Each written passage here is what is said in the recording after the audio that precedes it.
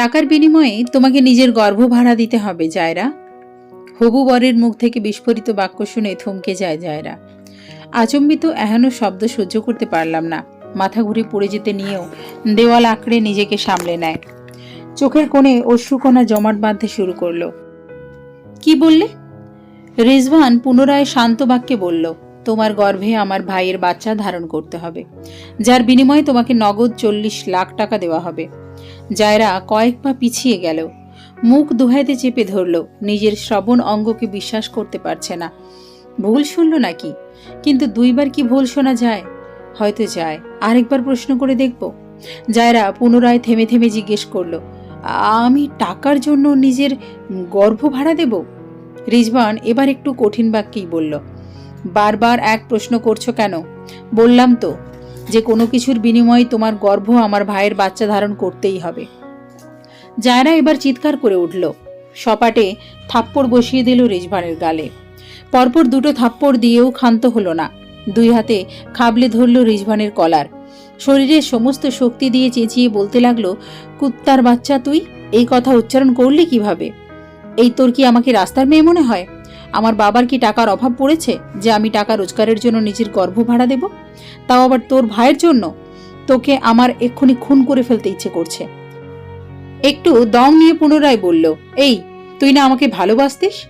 তবে কি আমাদের 2 বছরের ভালোবাসার অনুভূতি মিথ্যা ছিল? আমাদের এত এত সুন্দর মুহূর্ত, স্মৃতি সব মিথ্যা ছিল? রিজওয়ান বোবার মতো চেয়ে আছে জায়রার দিকে। রাগে ক্ষোভে জায়রা কাঁপছে, চোখ থেকে অঝরে পানি পড়ছে। আঁখি দুটি অগ্নিশ্বর রূপ ধারণ করেছে, ঠোঁট দুটো তিরতির করে কাঁপছে। ফর্সা মুখটা রক্তিম হয়ে উঠেছে। জায়রার এমন রূপ এই প্রথম দেখছে।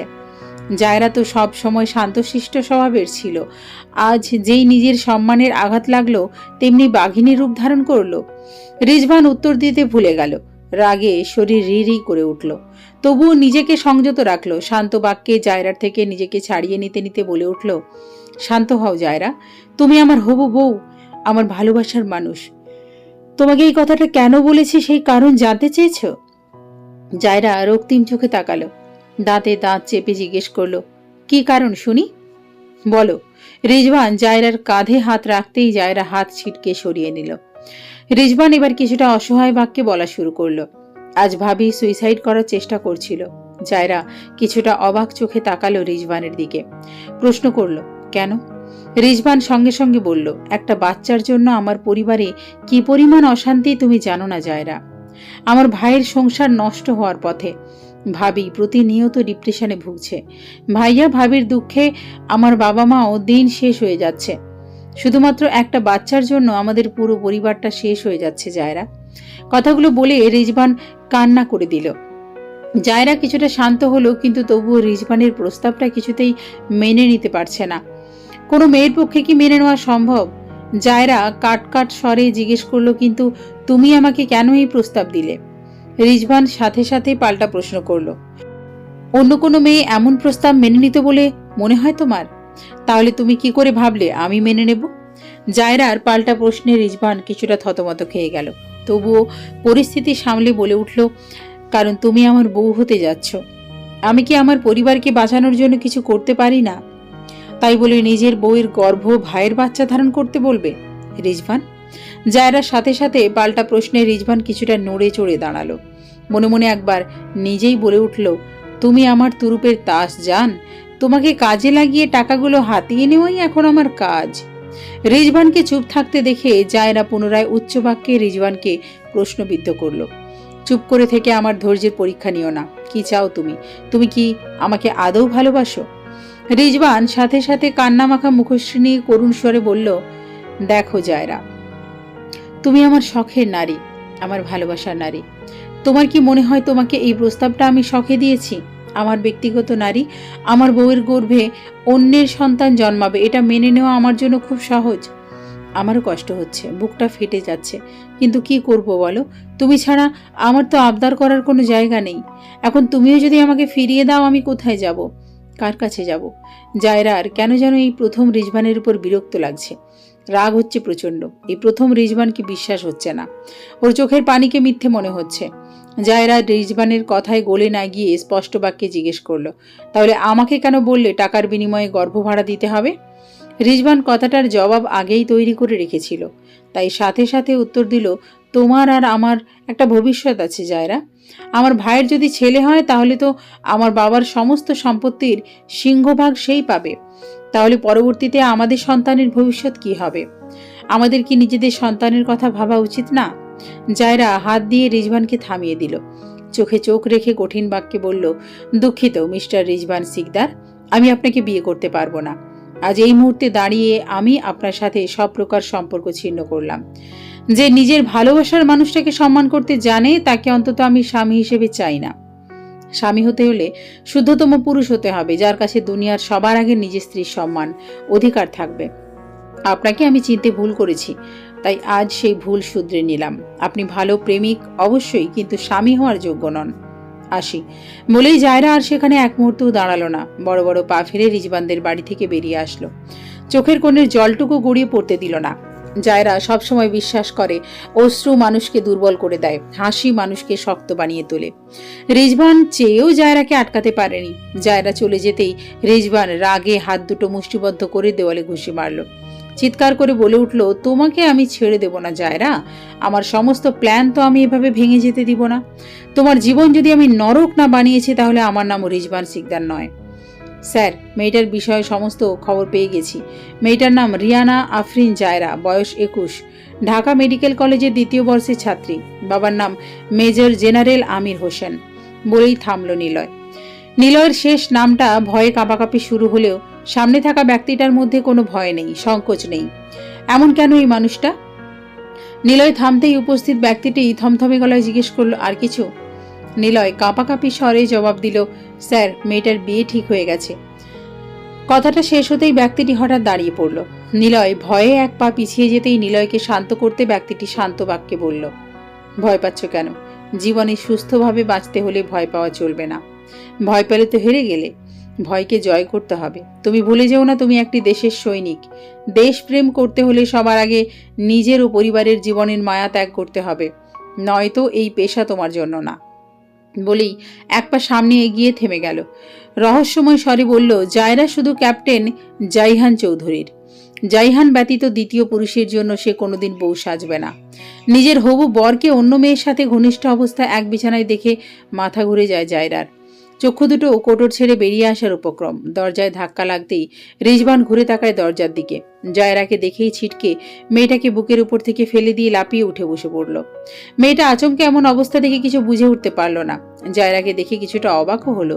রিজবান তড়িঘড়ি করে নেমে জায়রার কাছে দৌড়ে এলো। কম্পিত বাক্যে জিজ্ঞেস করল, তুমি তুমি এখানে? বলতে না বলতেই রিজবানের গালে সজোরে দুটো থাপ্পড় দিয়ে বলে উঠল, ভুল সময় এসে পড়ার জন্য এটা আমার পক্ষ থেকে অনুতাপের উপহার। রিজবান গালে হাত দিয়ে জায়রার দিকে অগ্নিঝরা আঁখি নিক্ষেপ করল। জায়রার চোখের কোণ অশ্রুসিক্ত, রাগে ভেতরটা খাঁ খাঁ করছে। কাল সারা রাত দু চোখের পাতা এক করতে পারেনি। রিজবানকে তো সত্যিকারের ভালোবাসে। রিজবানকে ছেড়ে দেওয়াটা জায়রার জন্য সহজ না। তাই সকাল সকাল রিজবানকে বোঝানোর জন্য এখানে এসে যেহেন দৃশ্য দেখতে হবে জায়রা ভাবেনি। বুকটা ধুকপুক করছে, কাঁপছে শরীর, ঠোঁট দুটো কাঁপছে। রিজবানের সাথে থাকা মেয়েটা আর কেউ নয়, রিজবানেরই চাচাতো বোন নোভা। নোভা বিছানা থেকে নেমে জায়রার কাছে এসে খামখেয়ালিভাবে বলে উঠল, সে আর আজ নতুন কি, তুমি সবসময় ভুল সময় এসে পড়ো। মাই ডিয়ার হবু ভাবি। জায়রা নোভার দিকে একবার অগ্নিদৃষ্টি নিক্ষেপ করে পরক্ষণে ঘৃণায় দৃষ্টি নামিয়ে ফেলল। রিজবান নোভাকে ধমকে বলে উঠল, তুই এখন এখান থেকে যা। নোভা কিছু বলতে গিয়েলেও রিজবান থামিয়ে দেয়, চোখের ইশারায় চলে যেতে বলে। নোভাও চলে যাওয়ার জন্য পা বাড়াতেই জায়রা নোভার হাতটা খপ করে ধরে ফেলে। থমথমে স্বরে বলে, এক পাও নড়বে না। জায়রা এবার আরেক হাত রিজবানের হাত ধরল। হাসি মুখে রিজবানের দিকে তাকিয়ে বলল, চলো, আজ থেকে যেন তোমাদের আর লুকোচুরি করে নোংরামি করতে না হয় সেই ব্যবস্থা করে দিই। বলেই সামনে হাঁটা শুরু করলো। চেঁচিয়ে বাড়ির সবাইকে একসাথে ডাকা শুরু করলো। ওদের দুজনকে হাতে ধরে টেনে নিয়ে সোজা ড্রয়িং রুমে চলে আসলো। জায়রার কণ্ঠস্বর শুনে সানজিদা বেগম দৌড়ে আসলেন। চিন্তিত স্বরে জিজ্ঞেস করলেন, কি হয়েছে মা? এভাবে ডাকাডাকি করছিস যে? আর ওদের এভাবে ধরে রেখেছিস কেন? কি করেছে ওরা? জায়রা ওদের দুজনের হাত ছেড়ে দিল, শান্ত বাক্যে বলল, বাড়ির বাকিদের ডাকুন প্লিজ। আপনাদের বাড়ির ছেলে মেয়েদের কি সুন্দর শিক্ষা দিয়েছেন সেটা নিজের চোখেই দেখুক সবাই। সানজিদা বেগম হলো রিজবানের মা। জায়রার কথা বুঝতে না পেরে তিনি একটু অবাক হলেন। এর মধ্যেই লিলি বেগম হন্তদন্ত হয়ে ছুটে আসতে আসতে বললেন, সকাল সকাল এত চেঁচামেচি কিসের শুনি? তার পিছু পিছু নুহাও আসলো। নওরিন আর নফেল একসাথে বেরিয়ে আসলো। বাড়ির বড় দুজন এই মুহূর্তে বাইরে আছেন। সবাই একসাথে হয়ে প্রশ্নবিদ্ধ চোখে ওদের তিনজনের দিকে তাকিয়ে আছে। নওরিন জায়রাকে দেখে হাসি মুখে এগিয়ে এসে বলল, তুমি এত সকালে এখানে? সারপ্রাইজ বুঝি? জায়রা হাসলো। তাচ্ছিল্যের হাসি হেসে উত্তরে বলল, হ্যাঁ হ্যাঁ, সারপ্রাইজ দিতে এসে নিজেই সারপ্রাইজ হয়ে গেছি। নফেল সাথে সাথে প্রশ্ন করলো, কি হয়েছে পরিষ্কার করে বলো। নোভা মধ্যে কোনো ভয়, লজ্জা, সংকোচ কিছুই নেই। ভাবলেশীহীনভাবে বুকে হাত গুজে দাঁড়িয়ে আছে। রিজবান কিছুটা ভয়ে মাথা নত করে আছে। সবাইকে কি উত্তর দিবে সেটাই ভাবছে। জায়রার প্রতি রাগে শরীর বারবার জ্বলে উঠছে। জায়রা এবার তাচ্ছিল্যের স্বরে সবার উদ্দেশ্যে বলল, আপনাদের বাড়ির প্রাপ্তবয়স্ক ছেলে মেয়েদের এক ঘরে থাকার নিয়ম আছে নাকি আন্টি? সানজিদা বেগমের কপাল কুঁচকে এলো। লিলি বেগম গর্জে উঠে জিজ্ঞেস করলেন, এসব কি বলছো? জায়রা আগের নাই বলল, ভুল বলছি না তো? যদি এই নিয়ম না থাকতো তাহলে মিস্টার রিজওয়ান তার ছোট বোন নোভার সাথে এক বিছানায় ঘনিষ্ঠ অবস্থায় কি করে থাকতে পারে? কথাটা শুনে সবাই বিস্ফোরিত চোখে তাকালো জায়রার দিকে। নফেল সঙ্গে সঙ্গে অবাক পানে জিজ্ঞেস করলো, কি বলছে তুমি? আপনারা কি কানে কম শুনতে পান? জায়রার চেঁচিয়ে কথাটা বলতেই নওরিন জায়রার কাঁধে হাত রেখে শান্ত বাক্যে বলল, শান্ত হও, সবটা খুলে বলো, কি হয়েছে? জায়রা এবার শান্ত বাক্যেই নওরিনকে জিজ্ঞেস করলো, আমার গর্ভে আপনাদের সন্তান জন্ম হবে, এটা কি আপনারা চান? নওরিন আর নফেল দুজনেই অবাক হলো। নওরিন সাথে সাথে বলল, কখনোই না, তোমার জীবন সবে শুরু, সামনে তোমার রঙিন ভবিষ্যৎ পড়ে আছে। আমরা এমন অন্যায় চাওয়া কি করে চাইব? কিন্তু আপনার দেবর সেটা চায়। জায়রা কথাটা বলেই রিজবানের দিকে একবার ঘৃণা ভরা চোখে তাকালো। কালকের ঘটে যাওয়া সমস্ত ঘটনার সাথে আজকের ঘটনা সব খুলে বলল। কান্নাগুলোকে কিছুতেই আটকে রাখতে পারছে না, তবুও কাঁদছে না। না, কাঁদবে না। কাঁদবে কেন? কার জন্য কাঁদবে? এই নোংরা মানুষটার জন্য?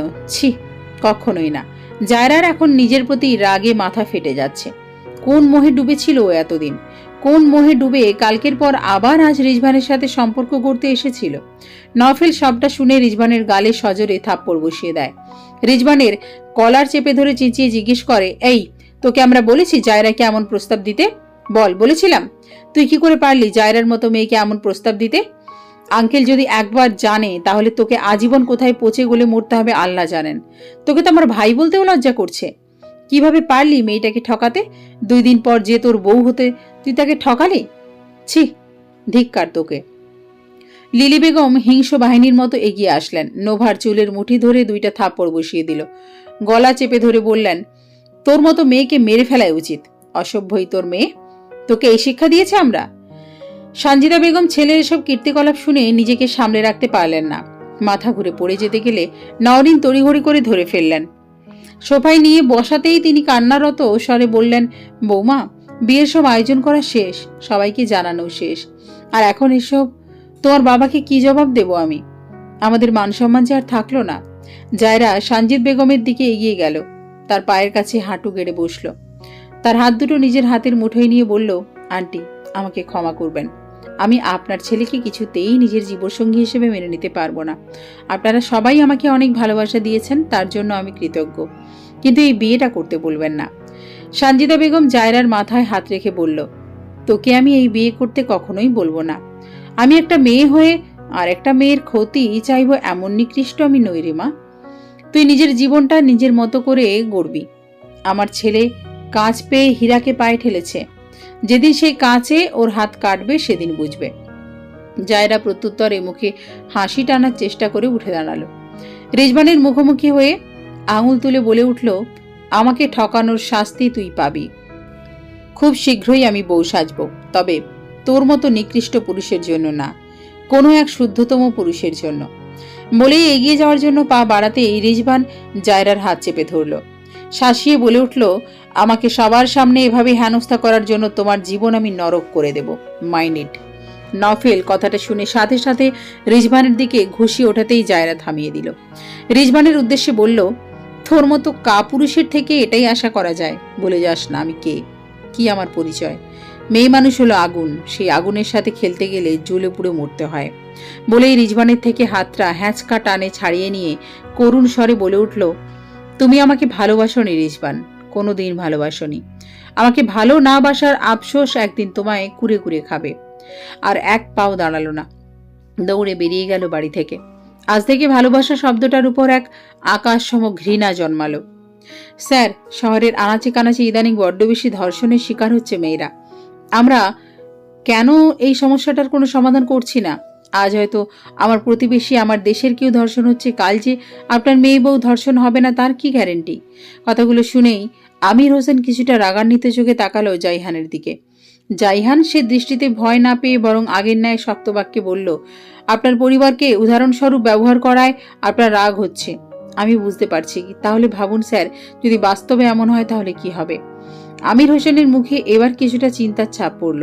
তিনি শান্ত বাক্যে জাইহানকে বলল, আমি ব্যাপারটা বুঝতে পারছি, কিন্তু জাইহান উপর মহল থেকে আমাকে এই কাজের জন্য তদন্ত করার পারমিশন দেওয়া হয়নি।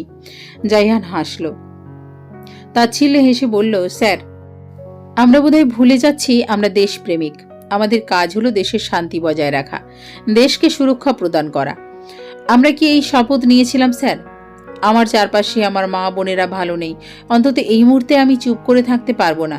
যদি 2 দিনের মধ্যে ডিপার্টমেন্ট থেকে কোনো রকম তদন্ত করা না হয়, তাহলে আমি নিজের থেকে এই সমস্যার সমাধানের পথ খুঁজব। তারপর প্রেস, মিডিয়া সবাই যখন জানবে, তখন কিন্তু আঙুল আপনার দিকে উঠবে। দেশবাসীকে উত্তর দেওয়ার জন্য প্রস্তুত হন স্যার। বলেই জাইহান বেরিয়ে গেল। আমির হোসেন মুগ্ধ হয়ে জাইহানের সাহসী বাক্যগুলো শুনল। ছেলেটার ভেতর অসীম সাহস। মনে মনে বলে উঠলেন, এতগুলো বছর যেই কাজটা আমি করতে পারিনি সেই কাজটা তুমি করতে পারবে জাইহান। আমার দৃঢ় বিশ্বাস, এই দুর্নীতির ক্ষমতার অপব্যবহার করে যে বা যারা ভালোর মুখোশ পরে আছে, তাদের মুখোশ খোলার সময় এসে গেছে। একটা দেহের খণ্ডাংশ অংশ রাস্তায় রক্তাক্ত হয়ে পড়ে আছে। দেহটা একজন মেয়ের। দেহের উপরিভাগ পড়ে আছে রাস্তায়, আর নিচু স্তর পড়ে আছে তার থেকে 1 হাত দূরে। মেয়েটার নিষ্প্রাণ চোখ দুটো চেয়ে আছে জাইহানের দিকে। একবার সে চোখে তাকিয়ে জাইহান দ্রুত চোখ সরিয়ে নিল। সহ্য করতে পারল না দৃশ্যটা। কি ভয়ানক! কোনো মানুষ কি কোনো মানুষকে এভাবে মারতে পারে? উত্তর, হ্যাঁ পারে। তবে সত্যিকার অর্থে যারা রক্তে মাংসে গড়া মানুষ তারা পারে না। আর যার মানুষরূপী যারা জানোয়ার তারা সবই পারে। জাইহান একজনকে হুকুম দিয়ে বলল, লাশটাকে দ্রুত পোস্টমর্টম করতে পাঠাতে বলো। অলরেডি পচন ধরেছে, বেশিক্ষণ এভাবে রাখা যাবে না। কাজ শেষ করে পোস্টমর্টম রিপোর্ট অফিসে জমা করবে। বলেই জাইহান সাথে নিলয়কে নিয়ে দ্রুত গাড়ি করে এগিয়ে গেল। গাড়িতে বসে ফোন করে ঢুকে ডায়াল করলো আমির হোসেন নাম্বারে। কয়েকবার রিং হতেই ওপাশ থেকে ফোন রিসিভ করে আমির হোসেন জিজ্ঞেস করলেন, ঘটনা কি বুঝলে? জাইহান খুব সতর্কীকরণ অবলম্বন করে জবাবে বলল, স্যার, এটাও রেপ কেস। বলে দীর্ঘশ্বাস ফেলে অসহায় বাক্যে বলল, মেয়েটাকে খুব জঘন্যভাবে খুন করা হয়েছে স্যার। চোখের সামনে এমন জঘন্য দৃশ্য দেখেও চুপ থাকাটা অন্যায় স্যার। আমরা কি আইনের লোক হয়ে এত সব অন্যায় চুপচাপ মেনে নেব, নাকি উপরমহলের অর্ডারের জন্য অপেক্ষা করতে করতে আরও কয়েকজনের লাশ দেখব? এভাবে চললে সাধারণ জনগণ আমাদের উপর আস্থা রাখবে কি করে স্যার? আমির হোসেন খানিকক্ষণ চুপ থেকে মোলায়েম স্বরে বললেন, আমি একটা জিনিস বুঝতে পারছি না জাইহান। সেটা কি স্যার? আমির হোসেন পুনরায় সন্দিহান স্বরে বলে উঠলেন, পুলিশ কেন চুপ? এই ঘটনাগুলোর জন্য কি তাদেরকে কোনো রকমের তদন্তের ভার দেওয়া হয়নি? কেউ কি এখন অবধি মিসিং ডায়েরি বা হত্যা মামলা করেনি? জাইহানের টনক নড়ল। অভিজ্ঞ স্বরে বলল, স্যার, রক্ষক যখন ভক্ষক হয় তখন কি সেখানে বিচার পাওয়া যায়? আমির হোসেন নড়ে চড়ে উঠলেন। কথাটা বুঝতে না পেরে প্রশ্ন করলেন, যেমন কি বোঝাতে চাইছো তুমি? জাইহানের ঠোঁটের কোণে রহস্যময় হাসি ধরা দিল। শান্ত বাক্যে বলল, সামনাসামনি এসে বলি স্যার। ওপাশ থেকে কাঙ্ক্ষিত বাক্য শুনে জাইহান ফোন কেটে দিল। নিলয় এতক্ষণ সব কথা শুনে বিস্ময় ভরা স্বরে জিজ্ঞেস করল, স্যার, আপনি কি অপরাধীদের চিহ্নিত করতে পেরেছেন? জাইহান নিলয়ের দিকে তাকিয়ে হালকা হেসে বলল, বুদ্ধি খাটাও নিলয়। বুদ্ধির জোরে চাকরির 1 বছরের মাথায় প্রমোশন পেয়েছি। 2-3টা সাহসিকতার পদকও আছে আমার ঝুলিতে। আই থিঙ্ক খুব শীঘ্রই আমি আরেকটা প্রমোশন পেতে চলেছি। বলেই গাড়ি স্টার্ট করলো। নিলয় হাঁ হয়ে তাকিয়ে আছে জাইহানের দিকে। বোঝার চেষ্টা করলো জাইহানের কথাগুলো। কিন্তু আফসোস, এত বুদ্ধি যদি নিলয়ের থাকতো। আফসোসে দীর্ঘশ্বাস ফেলে নিজে নিজে বলল, নিলয়, তোর কাজ শুধু বউয়ের আঁচল ধরে ঘুরে বেড়ানো। এত কিছু তোর দ্বারা সম্ভব না। বাবা, এই বিয়েটা আমি করব না। আমির হোসেন সাহেব অফিসে যাওয়ার জন্য তৈরি হচ্ছিলেন। হঠাৎ কানে এহেন শব্দ আসতেই দরজার দিকে চোখ গেল। তার আদরের কন্যাকে দাঁড়িয়ে থাকতে দেখে হাসি মুখে ফুটল, কিন্তু যখনই উপরোক্ত বাক্যটির কথা মনে পড়ল তখনই কপালে দুটো ভাঁজ পড়ল। তিনি খুব বিচক্ষণ এক পুরুষ, কারোর চোখে তাকিয়ে মন বুঝতে বেশি সময় নেন না। তাই শান্ত বাক্যে বলল, তোমার মামনিকে বলো আমাদের দুজনের জন্য 2 কাপ গরম গরম কফি রুমে পাঠাতে। এমন কথা এই মুহূর্তে শুনলে যে কেউ বিচলিত হবে, কিন্তু জায়রা মোটেও বিচলিত হলো না, কারণ সে তার বাবাকে খুব ভালোভাবে পড়তে জানে, বুঝতেও পারে। তাই বাবার কথা মতো উচ্চ বাক্যে মা শাহনাজ বেগমকে কফির কথা জানান দিল। রুমে ঢুকে সোজা ব্যালকনিতে চলে গেল। বাইরে হালকা বৃষ্টি শুরু হয়েছে। এই রোদ তো এই বৃষ্টি, আজকাল এইভাবেই চলছে। জায়রা গ্রিলের ফাঁকা দিয়ে হাত বাড়িয়ে দিল বৃষ্টি ছোঁয়ার উদ্দেশ্যে। বাতাসে বৃষ্টির ফোঁটা এসে ছুঁয়ে দিয়ে যাচ্ছে জায়রার চোখ মুখ। জায়রা বৃষ্টি উপলব্ধি করতে চোখ দুটো বন্ধ করল। কিছু সময় কাটল। কিছু মুহূর্ত পর হুট করে পাশে কারোর উপস্থিতি টের পেতেই চোখ বন্ধ করা অবস্থায় প্রশ্ন করল, জিজ্ঞেস করলে না কেন বিয়েটা ভেঙে দেব? আমির হোসেন সাহেব অবাক হলেন না। সে জানেন তার মেয়ে তার উপস্থিতি চোখ বন্ধ করার অবস্থাতেও টের পায়। সেটা আজ নতুন কিছু না। জায়রা আর আমির সাহেবের সম্পর্ক বন্ধুত্বের মতো, সুখ দুঃখ ভাগ করে নেয় দুজন দুজনের। মায়ের সাথেও জায়রার বেশ ভাব। একমাত্র মেয়ে হওয়ার দরুন জায়রাকে এই বাড়ির সবাই মাথায় করে রাখে। আমির সাহেব জায়রার মাথায় হাত বুলিয়ে শান্ত বাক্যে পাল্টা প্রশ্ন করলেন, কখনো কোনো কারণ জিজ্ঞেস করি বুঝি? জায়রা চোখ খুলল, বাবার দিকে তাকিয়ে মিষ্টি করে হাসল। প্রত্যুত্তরে বাবার থেকেও হাসির উপহার পেল। আমির সাহেব হাতে 2 কাপ কফি, একটা কফির কাপ জায়রার দিকে এগিয়ে দিল। জায়রা কফির কাপটা নিতে নিতে শান্ত বাক্যে বিজ্ঞদের মতো উপদেশ দিয়ে বলল, বাবা, কিছু কিছু সময় কারণ খুঁজতে হয়, জানতে হয়। সব সময় অন্যকে চোখ বন্ধ করে বিশ্বাস করতে হয় না। নিজের ছায়াও কিন্তু অন্ধকারে বেইমানি করে। আমির সাহেব মেয়ের কথায় হাসলেন। বিশ্বস্ত স্বরে বললেন, তোমার বাবা এতটাও বোকা নয় আম্মাজান। তোমার বাবার চোখ খাঁটি সোনা আর পাতি সোনার মধ্যে তফাৎ বোঝে। পরিবারের বাইরে তোমার বাবার বিশ্বাস এত বছর কেউ একজন অর্জন করতে পেরেছে। জায়রা কৌতূহলী হয়ে জিজ্ঞেস করল, কে সে? আমির সাহেব বেশ গর্ব করে জবাব দিলেন, ক্যাপ্টেন জাইহান সিকদার। জায়রা নামটা শুনে পুনরায় প্রশ্ন করল, নতুন কেউ? না, তবে তুমি চিনবে না। বলেই প্রসঙ্গ পাল্টে সন্ধিহান চোখে জায়রার দিকে তাকিয়ে জিজ্ঞেস করলেন, রিজভানের মতো একটা ছেলেকে তুমি কিভাবে ভালোবাসলে জায়রা? জায়রা এবার ভরকে গেল। অবাক চোখে তাকালো আমির সাহেবের দিকে। তার মুখে লেগে আছে একরাশ রাগ। জায়রা অবাক বাক্যে জিজ্ঞেস করল, তুমি কি কিছু? জায়রা কথাটা সম্পূর্ণ শেষ করার আগেই আমির সাহেব বলা শুরু করলেন, তোমাকে আমি খুব বিচক্ষণ বুদ্ধিমতী মেয়ে ভাবতাম। তুমি আমার মেয়ে হয়ে মানুষ চিনতে ভুল করলে কিভাবে? জায়রা অপরাধী ভঙ্গিতে জবাব দিল, তোমার মেয়ে এই প্রথম মানুষ চিনতে ভুল করেছে। তোমার মেয়ের জীবনের প্রথম ভালোবাসা অনুভূতি সব ভুল পাত্রে দান করেছে। ভীষণ বাজেভাবে ঠকে গেছি বাবা। জায়রার চোখে অশ্রুকণা স্পষ্ট হয়ে উঠল। আমির সাহেব মেয়ের চোখের পানি খেয়াল করে মেয়ের মাথায় হাত রাখলেন। শান্তনু বাক্যে বললেন, আমার ফুলকন্যার চোখে অশ্রু মানায় না। ভুল মানুষের জন্য তো একেবারেই নয়। ভুল মানুষের জন্য অশ্রু বিসর্জন দেওয়া অন্যায়, বড় রকমের অন্যায়। জেনারেল মেজর আমির হোসেনের মেয়ে অন্যায় করতে পারে না। জায়রা মুচকি হাসল। বাবা নামক মানুষটা ওর মন নিমেষেই ভালো করে দেয়। জায়রা অশ্রুটুকু মুছে নিতে নিতে জিজ্ঞেস করলো, তুমি সব জেনেও বিয়েতে মত দিলে কেন? নাকি মত দেওয়ার পর জেনেছ? আর জানলে যখন তখন আমাকে বলনি? আমির সাহেব মেয়েকে থামিয়ে বললেন, স্থির হয়ে বললেন, আম্মাজান, আপনি কি করে ভাবলেন আপনার বাবা এত সহজে সব কিছু মেনে নেবে? আমার মেয়ে যে ছেলেকে ভালোবেসেছে, জীবনসঙ্গী হিসেবে চেয়েছে, তার সম্পর্কে কোনো কিছু জানবো না? সেই ছেলে সম্পর্কে কোনো খোঁজ নেব না? জায়রা হা হয়ে তাকালো। অবাক স্বরে প্রশ্ন করলো, তুমি সব আগের থেকে জানতে বাবা? আমির সাহেব হেসে বললেন, হ্যাঁ আম্মাজান, তাহলে আমাকে কেন বললে না? জায়রার অভিমানী বাক্যে কথাটা বলতেই আমির সাহেব হেসে পুনরায় বলে উঠলেন, আমি চেয়েছিলাম আমার মেয়ে নিজের ভুল নিজে খুঁজে বের করুক। জীবনের শেষ অবধি আমি বা তোমার মা তোমার পাশে থাকবে না। তখন তোমাকেই ঠিক ভুল খুঁজে বের করতে হবে। কোন রাস্তায় হাঁটলে ভালো হবে, কোন রাস্তায় হাঁটলে খারাপ হবে, সেটা তোমাকেই বুঝতে হবে মা। এই যে এখন এত বড় একটা ধাক্কা না খেলে তুমি কি ঘুরে দাঁড়াতে পারতে? শক্ত মনোবল জোগাতে পারতে? জায়রা কথাগুলো মন দিয়ে শুনল। মনের মধ্যে প্রশান্তির হাওয়া বয়ে গেল। আমির সাহেব কিছুক্ষণ থেমে জিজ্ঞেস করলেন, যে আমার মেয়ের সাথে অন্যায় করেছে তাকে কি এমনি এমনি ছেড়ে দেওয়া ঠিক হবে? জায়রা এবার মুখ খুলল, দৃঢ় স্বরে জবাব দিল, তোমার মেয়ের সাথে অন্যায়ের বিরুদ্ধে লড়াই করার জন্য একাই যথেষ্ট বাবা। বিশ্বাস রাখো, তোমার মেয়ে অন্যায়কারীকে এমনই ছাড়বে না। আমির সাহেব কিছু বলবে তখনই ফোন বেজে উঠল। ফোন স্ক্রিনে জাইহানের নামটা দেখে জায়রার থেকে বিদায় নিয়ে তড়িঘড়ি করে বেরিয়ে গেল। স্যার, ওটা জায়রা ম্যাম না? ভর সন্ধ্যা, নিলয় আর জাইহান একসাথে বাড়ি ফিরছিল। হঠাৎ জ্যামের মধ্যে জাইহানের কানে উপরোক্ত কথাটা আসতেই জাইহান থমকে গেল। সাথে সাথে জাইহান নিলয়ের হাতের ইশারায় বরাবর তাকালো। একটা মেয়ে এলোপাথারি দৌড়ে আসছে ফুটপাত দিয়ে, মাঝে মাঝে এক একজনের সাথে ধাক্কা খেয়ে পড়ে যেতে গেলেও থামছে না।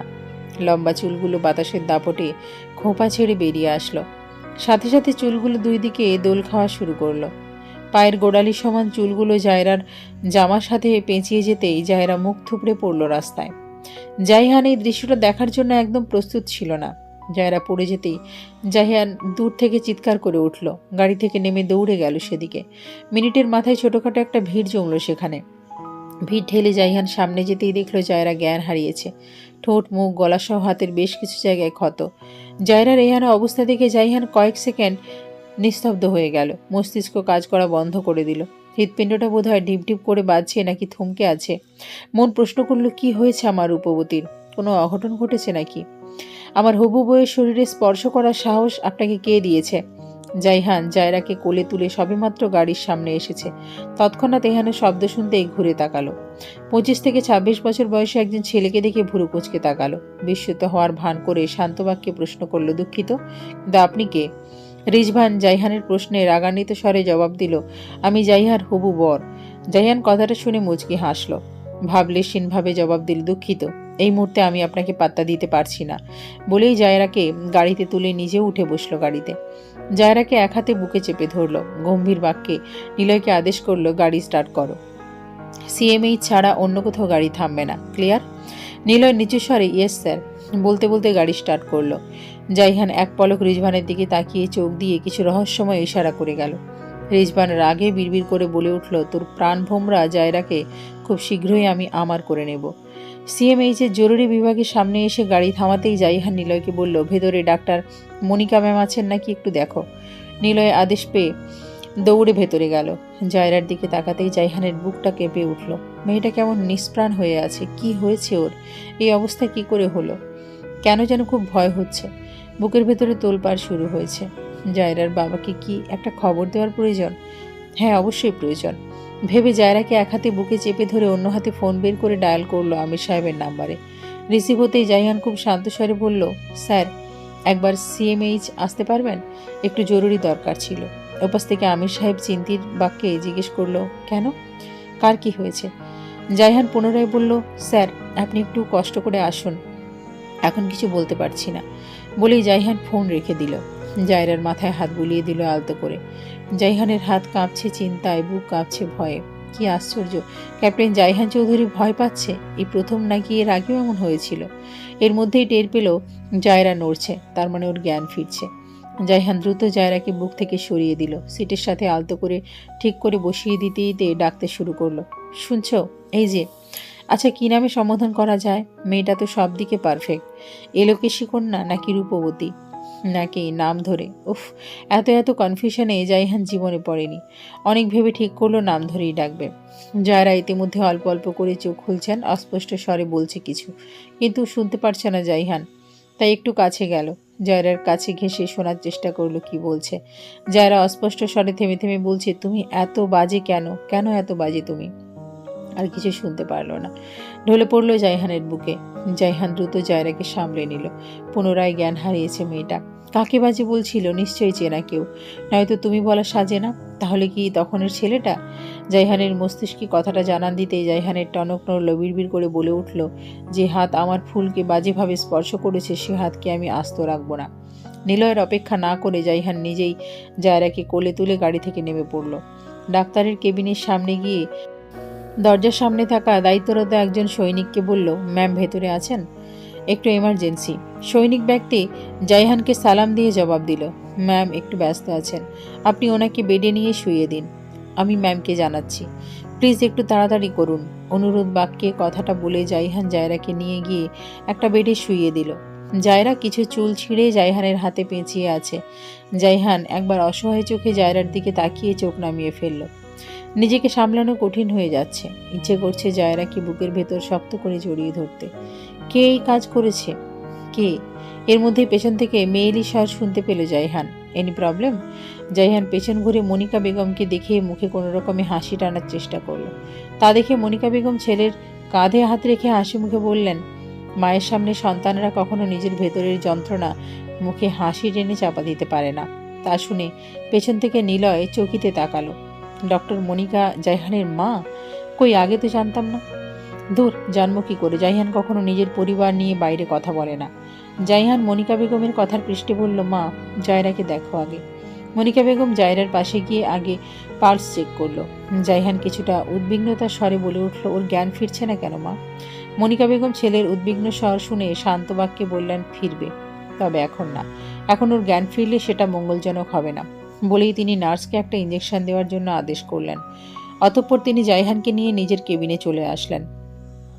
জাইহান কেবিনে ঢুকে চিন্তিত বাক্যে জিজ্ঞেস করল, জায়রার কি হয়েছে মা? মনিকা বেগম ছেলের দিকে এক গ্লাস পানি এগিয়ে দিতে দিতে বললেন, আগে তুমি শান্ত হও। তুমি একজন সাহসী সৈনিক, এইভাবে ভয় পাওয়া তোমায় মানায় না। জাইহান পানির গ্লাসটা নিয়ে এক চুমুকে এক গ্লাস পানি শেষ করে জোরে শ্বাস ফেলল। মনিকা বেগম এবার কিছুটা ভাবুক স্বরে বললেন, জায়রার সাথে কি হয়েছে সেটা আমার থেকে ভালো জায়রা বলতে পারবে। মানে? জাইহানের পাল্টা প্রশ্নে মনিকা বেগম বললেন, আমি যদি ভুল না হই তাহলে জায়রাকে কেউ মলেস্ট করার ট্রাই করেছে। জাইহানের বুকটা ধক করে উঠল। চকিতে তাকালো মায়ের দিকে। চেঁচিয়ে উঠে জিজ্ঞেস করলো, কি বলছো? মনিকা বেগম ছেলের মুখ পর্যবেক্ষণ করে সরাসরি প্রশ্ন করলেন, ভালোবাসো জায়রাকে? জাইহান নড়ে চড়ে বসল, দৃষ্টি সরিয়ে ফেলল। উত্তর না দিয়ে চুপ করে রইলে দেখে মনিকা বেগম মুচকি হেসে বলল, আমার বৌমা কিন্তু লাখে একটা, আগলে রেখো। কোনো খারাপ স্পর্শ যেন ছুতে না পারে আমার মেয়েকে। অল দ্য বেস্ট বলে তিনি চলে গেলেন। জাইহান স্বস্তির নিঃশ্বাস ফেলে হেসে ফেলল। স্যার, আমি বোধহয় বুঝতে পেরেছি এই কাজ কে করেছে। আমির সাহেব মেয়ের বেডের সামনে চিন্তিত মুখে বসেছিলেন। জাইহানের থেকে কথাটা শুনে অবাক পানে তাকালেন। তড়িঘড়ি শব্দে জিজ্ঞেস করলেন, কে সে? জাইহান খানিক থেমে দৃঢ় স্বরে শুধালো, রিজভান। আমির সাহেবের উত্তেজনায় দাঁড়িয়ে পড়লেন। রাগান্বিত বাক্যে বলে উঠলেন, ওকে আমি জ্যান্ত পুঁতে ফেলবো। আমার মেয়ের গায়ে হাত দিয়েছে, ওর কলিজা ছিঁড়ে এনে কুকুর দিয়ে খাওয়াবো। জাইহান কিছুটা হাস্যোজ্জ্বল স্বরে বলল, স্যার, এতটা উত্তেজিত হবেন না। কিছু কিছু সময় ঠান্ডা মাথায় গুটি চালাতে হয়। রেগে গেলেন তো হেরে যাবেন। রিজভানের শান্তির দায়িত্বটা না হয় আমি নিলাম। আপনি নিশ্চিন্ত থাকুন। জাইহানের থেকে ভরসা পেয়ে আমির সাহেব শান্ত হলেন। বিশ্বাস করে দায়িত্বটা তুলে দিলেন জাইহানকে। জায়রার এই অবস্থা আমি করিনি আঙ্কেল। কথাটা বলতে না বলতে রিজভানের গালে সপাটে একটা থাপ্পড় পড়ল। রিজভান গালে হাত দিয়ে সামনে থাকা ব্যক্তিটির দিকে তাকিয়ে জোরে জোরে চিৎকার করে উঠল, আপনি আমাকে থাপ্পড় মারলেন কোন সাহসে? সামনের ব্যক্তিটি হাসতে হাসতে বলল, আমার সাহস সম্পর্কে তুমি জানো না বাজান? প্রশ্ন করেছ যে? সব জায়গায় সাহস দেখাতে যাবে না আঙ্কেল। জানেন তো আপনি কার বাবা? ঠিক জায়গায় বোম ফাটালে আপনার কি হবে আঙ্কেল? ভয় দেখাচ্ছ? ভয় পাচ্ছেন তাহলে? বলেই রিজভান হাসল। হুমকির স্বরে বলল, আমার গায়ে হাত দেওয়ার মতো সাহস পরবর্তীতে দেখাবেন না আঙ্কেল। ভুলে যাবেন না আপনার সব অপকর্মের প্রমাণ আমার কাছে। আবার আমাকে মারতেও পারবেন না। আমাকে মারলে আপনি যে জায়রাকে পাবেন না। আপনি আমাকে জড়িয়ে ধরেছেন কোন সাহসে মিস্টার জাইহান? জাইহান থতমত খেয়ে গেল। জায়রার যে জ্ঞান ফিরেছিল সেটা বুঝতে পারেনি। জায়রা বালিশ থেকে পড়ে গিয়েছিল, তাই যত্ন করে বুকে আগলে ঠিক করে শুইয়ে দিয়েছিল। তৎক্ষণাৎ জায়রা চোখ খুলে উপরুক্ত প্রশ্নটি করে। জাইহান লজ্জা পেল খানিকটা। জায়রা কেমন পুলিশের চোখে তাকিয়ে আছে, যেন মনে হচ্ছে জাইহান কোনো কিছু চুরি করেছে। জায়রা পুলিশ হয়ে প্রশ্নোত্তরে তাকিয়ে আছে। কি আশ্চর্য! জাইহান মনে মনে একবার বলে উঠল, কি আশ্চর্য! আমি কি চোর নাকি? এভাবে তাকিয়ে থাকার কি আছে?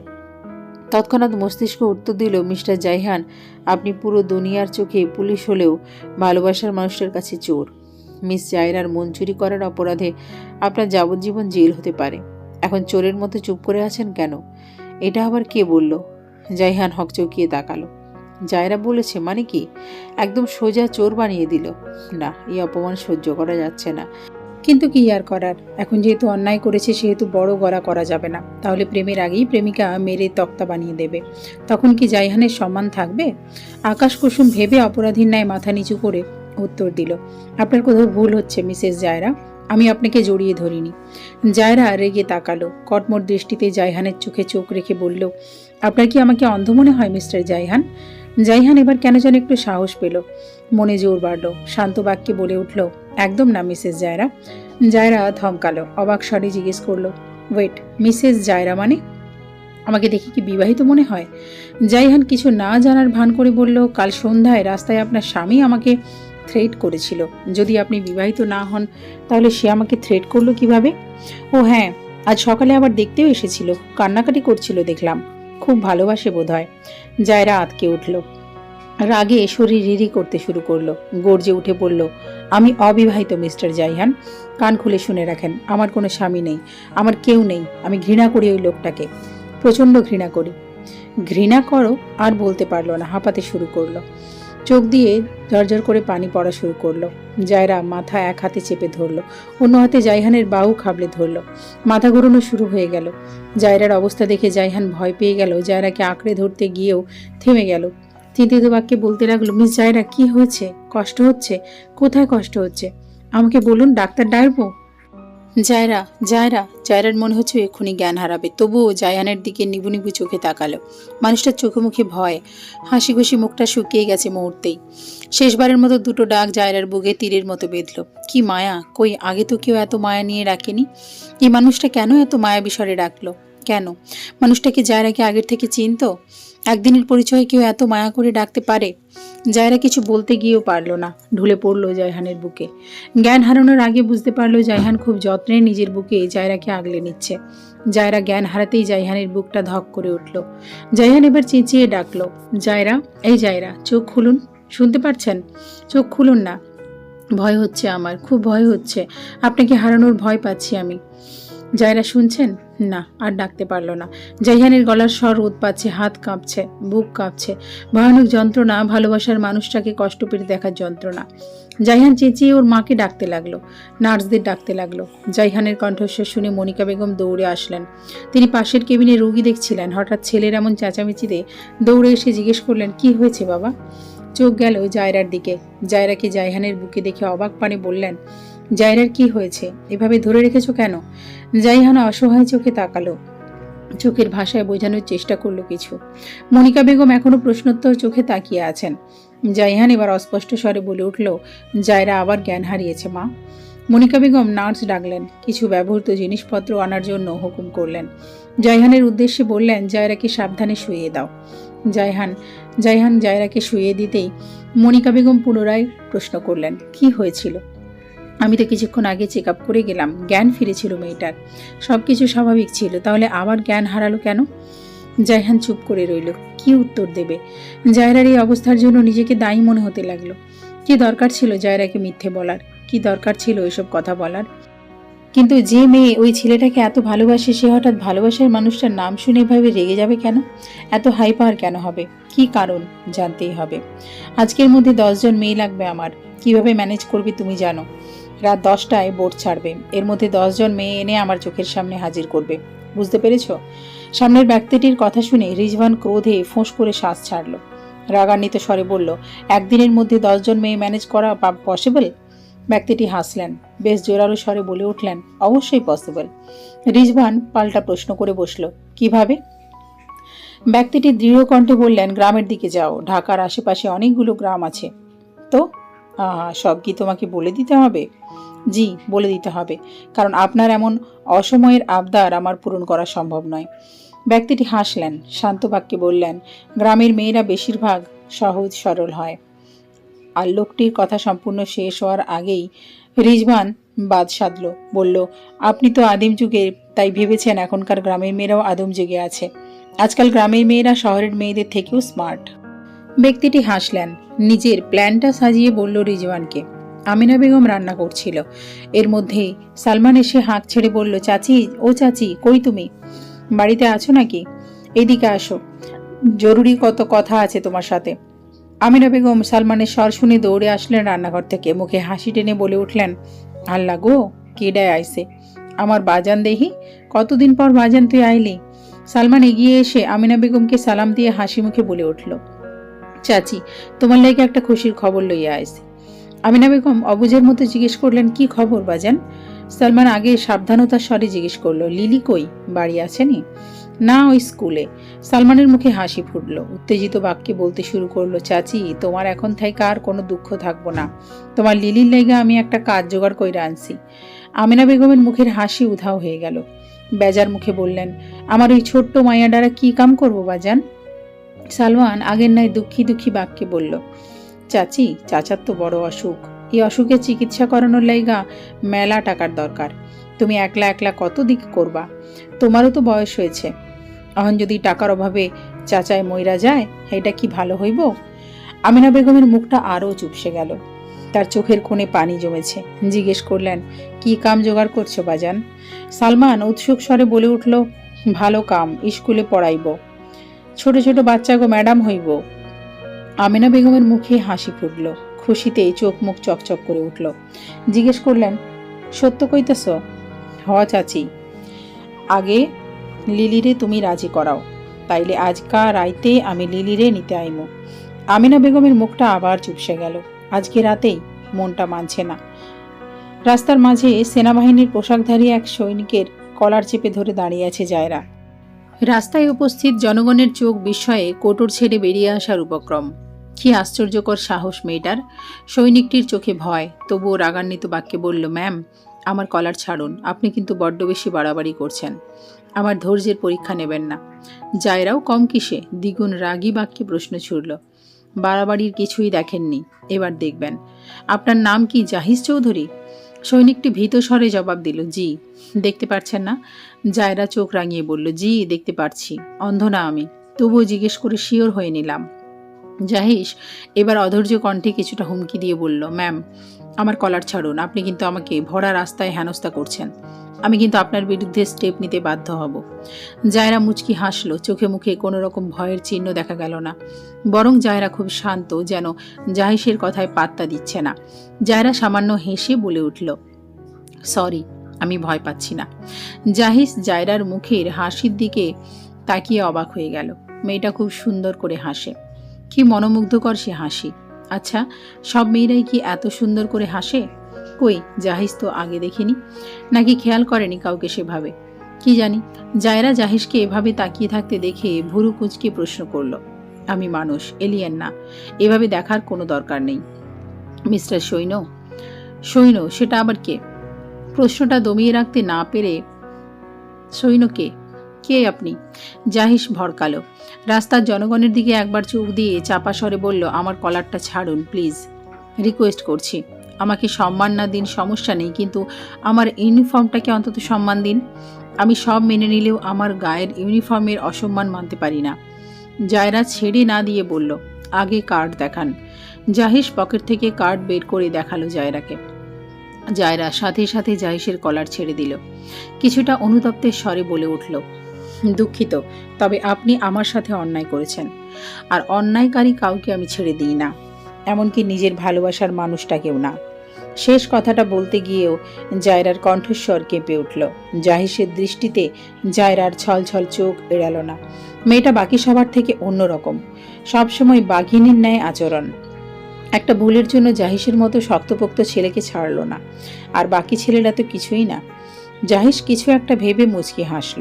জাহিসকে একা একা হাসতে দেখে জায়রা গর্জে উঠে জিজ্ঞেস করলো, হাসছেন কেন? জায়রার সন্ধিহান চাহনি দেখে জাহিস ঘাবড়ে গেল। আমতা আমতা করে বলল, দেখুন মিস, আমি আপনার কোথাও ভুল হচ্ছে। আমি আপনাকে ইচ্ছাকৃত জড়িয়ে ধরিনি।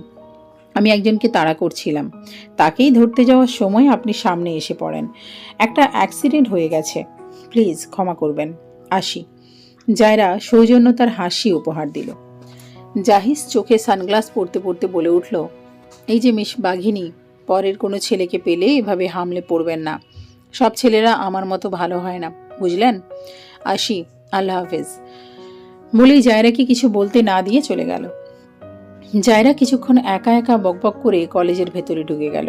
জাহিস অফিসে এসেই সোজা জাইহানের রুমে ঢুকে গেল। চেয়ারে পা উঠিয়ে বসতে বসতে বলল, জানিস আজকে কি হয়েছে?